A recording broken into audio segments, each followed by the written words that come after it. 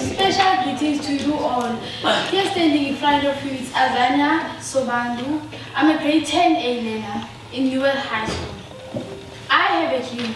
People can describe the term dream in different ways. We have a literal meaning, which is what we do at night when we fall asleep. Sometimes we get bad dreams that we call nightmares, and sometimes we get good dreams that makes us feel good in the following morning.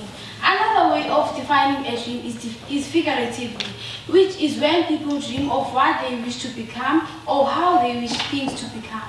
South Africa has not yet reached a good dream for the youth because some of them are living in a nightmare where they are exposed to different use of substance abuse and being raped, which may result to HIV and AIDS and teen parenting. My dream is to build rehabilitation centers that will help the youth to build their self-confidence and motivate them, and they will be provided with good opportunities.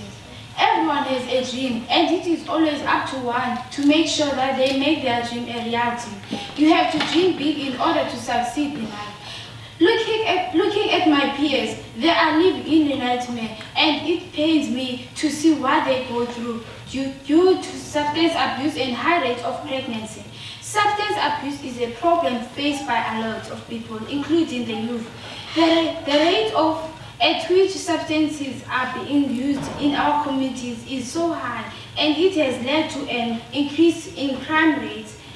I see people using drugs to escape from the problems they face in their homes.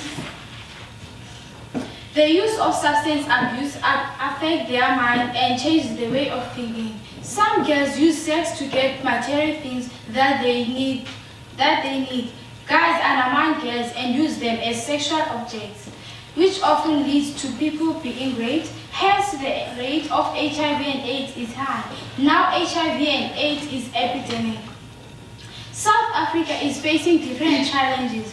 There are rehab centers in Port Elizabeth, but they are less, and almost all of them only service drug and alcohol victims. While out there, people have been raped and need the centers too.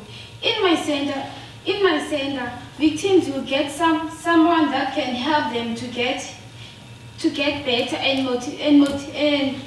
heal their emotional pains and get more knowledge on how to cope with being a rape victim.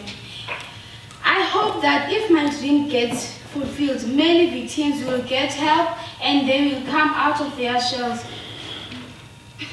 They will be breaking the silence and see life in a positive perspective.